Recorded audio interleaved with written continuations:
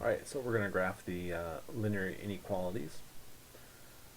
So when we do this, remember that if you have a less than or a greater than, it's going to be a dashed line. If it's less than or equal to or greater than or equal to, it's going to be a solid line. If it's less than or equal to, you shade below. And if it's greater than or equal to, you shade above. Alright, so let's graph this. We'll start with our y-intercept of -2. So we're going to take this -2, put it on our y.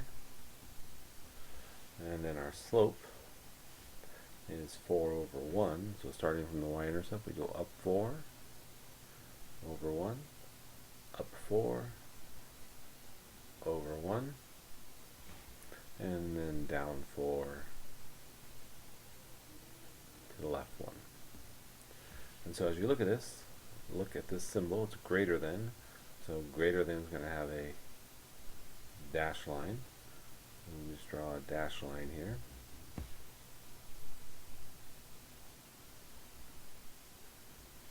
And so now we have to decide, are we going to shade above it or below it? And so since it's greater than is going to be above. And so to figure out where above is, just put your pencil on the y-intercept and go above it. So -2, so it's going to be in this region. So we're just going to shade all of this.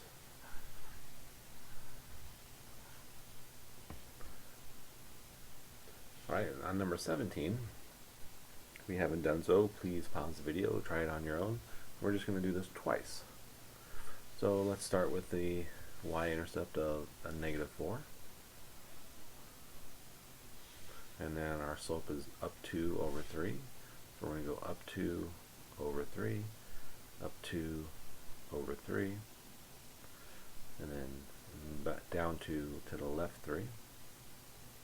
And so now look at this line, or this symbol, it's less than or equal to, so it's going to be a solid line.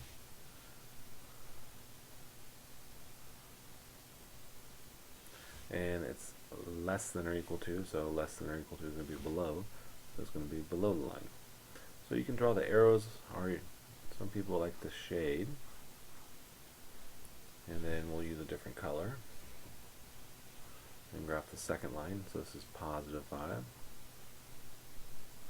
and our slope is going to be -3 over 1, so -3 over 1. And so when we graph inequalities, we're looking for the overlap of the shading, not necessarily where the 2 points are going to cross. So this is greater than, so greater than is going to have a dashed line. We draw a dashed line. Not a very good line, but. And then now greater than, so greater than is going to be above the y-intercept, so above, so it's going to be on this region. So as we start shading this, right now there's no overlap, but now we have the overlap. So the solution is this region.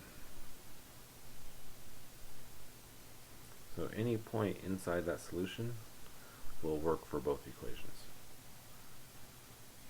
So if I were to pick a point here, it'd work in none of the equations. If I picked a point here, it'd only work in the first equation we graphed. If I picked a point here, it would only work in the bottom equation. But when I pick a point that's here, it's a solution to both of the equations.